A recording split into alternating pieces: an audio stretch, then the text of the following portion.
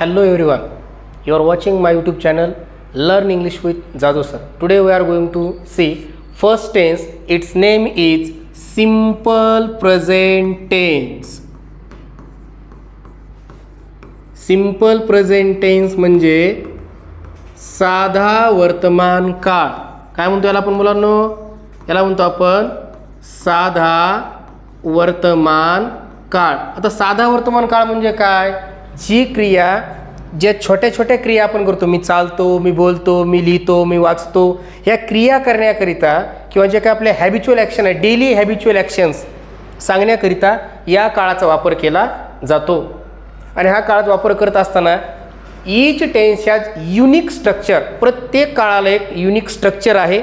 मग ते स्ट्रक्चर कोणतं आहे पहा. S plus V plus O हे या काळाचं युनिक स्ट्रक्चर आहे. मग हे युनिक स्ट्रक्चर असताना यामध्ये काही फरक आहे, तो आपण पाहू. If we use subject as I, we, you and they, आपण जर हे जर करते जर वापरले तर यामध्ये या काळामध्ये याचा उपयोग वेगळ्या पद्धतीने करतात. कसा करतात पहा.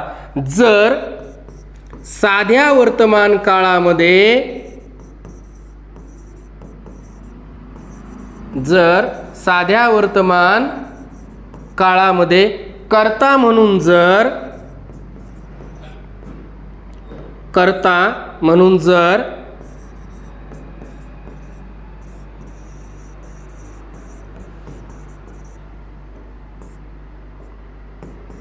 कर्ता म्हणून जर आय, वी, यू आणि दे वापरले किंवा दे जर आले तर त्यावेळेस मुख्य क्रियापद येते.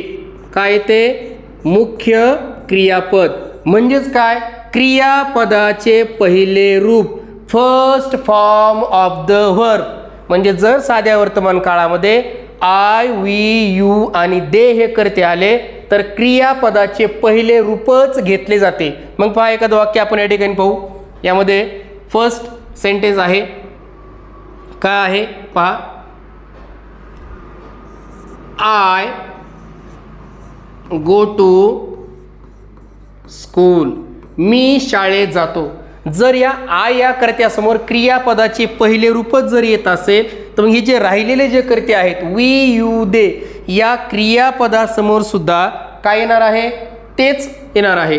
म्हणजे काय होणार आहे पहा.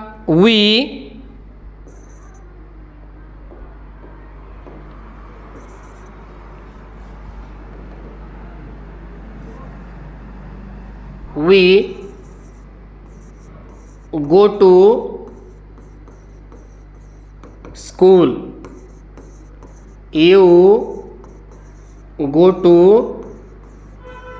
school आणि शेवटचा आहे करता दे गो टू स्कूल. म्हणजे हे जर चार जर करते आले आय, वी, यू, दे त्यांच्यासमोर क्रियापदाचे पहिले रूपच येते. हा झाला या साध्या वर्तमान काळामधील फक्त एक बाजू. त्याची दुसरी पण बाजू आहे. जर साध्या वर्तमान काळामध्ये तृतीय पुरुषी एकवचनी करता जर आलेला असेल तर जसे की ही, शी, इट, राम, सीता, मग यांच्यासाठी सुद्धा काही वेगळा रूल आहे. मग तो रूल आपण या ठिकाणी पाहू. तर पहा आता तो रूल कसा आहे.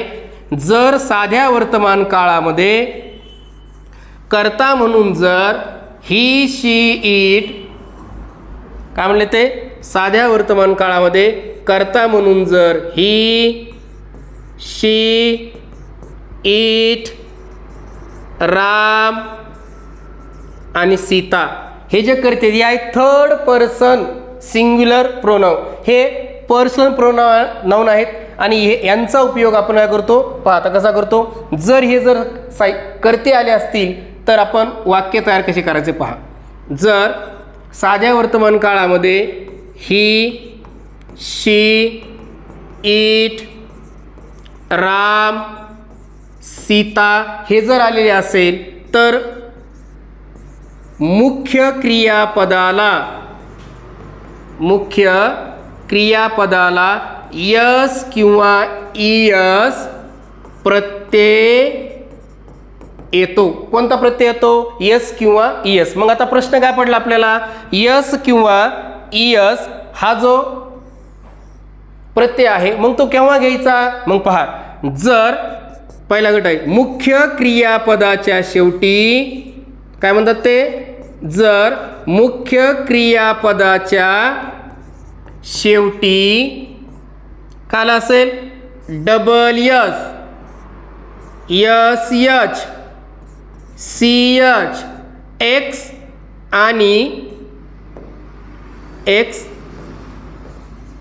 आणि ओ आले तर त्या क्रियापदाला किंवा त्या क्रियापदाच्या शेवटी ईएस हा प्रत्यय घ्यावा. म्हणजे जर मुख्य क्रियापदाच्या शेवटी double S, S H, C H, X आणि ओ आले तर त्याला कोणता प्रत्यय येतो? ईएस प्रत्यय येतो. मग हा ईएस प्रत्यय खरा येतो का? पहा. मग आता एक्झाम्पल नंबर फर्स्ट आहे पास, PASS. शेवटी काय आलेलं मुलांनो? या क्रियापदा शेवटी काय आलं? Double S. म्हणून जर हे कर्ते असतील ही, शी, इट, राम, सीता किंवा कोणतं एखादं जर थर्ड पर्सन सिंग्युलर नाउन आलेलं असेल तर त्यावेळेस तुम्हाला असं लिहायचं PASSES.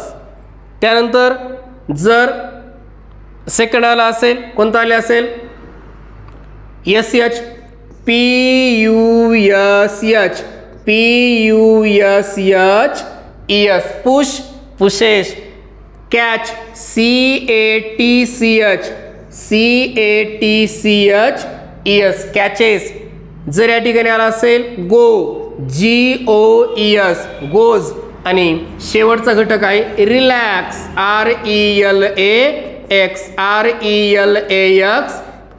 म्हणजे काय आले? पासचं passes, push, pushes, catch, catches, go, goes आणि रिलॅक्स, रिलॅक्सेस. मग साध्या वर्तमान काळामध्ये हे जर करते आले तर यासमोर यस आणि यस प्रत्यय कसा घ्यायचा? पहा, आपण यस घेतला. आता राहिला कोणता घटक आपला? यामधील यस प्रत्यय आहे. मग तो यस प्रत्यय केव्हा घ्यायचा? पहा, जर क्रियापदाच्या शेवटी double yes, SH, CH, x आणि ओ म्हणजे काय म्हणले ते? Double yes, SH, CH, x आणि ओ जर नाही आले, काय म्हणजे ते? नाही आले तर त्यावेळेस त्या क्रियापदाला यस हा प्रत्यय येतो. पण केव्हा येतो? जर हे त्या क्रियापदा शेवटी आले नाही तर. आले तर आपण पाहिलं यस घ्यायचं आहे. मग समजा आपण काय पाहिलं? EAT. मग डबल एस आहे का? CH आहे का? SH आहे का? नाही. काय येणार आहे? EATS, PLAY. त्यानंतर काय येणार आहे? Right, WRITE. अशा प्रकारे त्या ठिकाणी यस आणि ES हा प्रत्यय वापरला जातो. मग याचे वाक्य जर पाहिले कसे होणार पाहता, जर समजले आपण ही गोज टू स्कूल, आपण काय पाहिले होते? जर आय करता असेल तर आय गो टू स्कूल. या ठिकाणी काय? थर्ड पर्सन सिंग्युलर प्रोनाउन आल्यामुळे काय आलेलं आहे? गोज आलेले आहे. मग फक्त करता चेंज करायचा. शी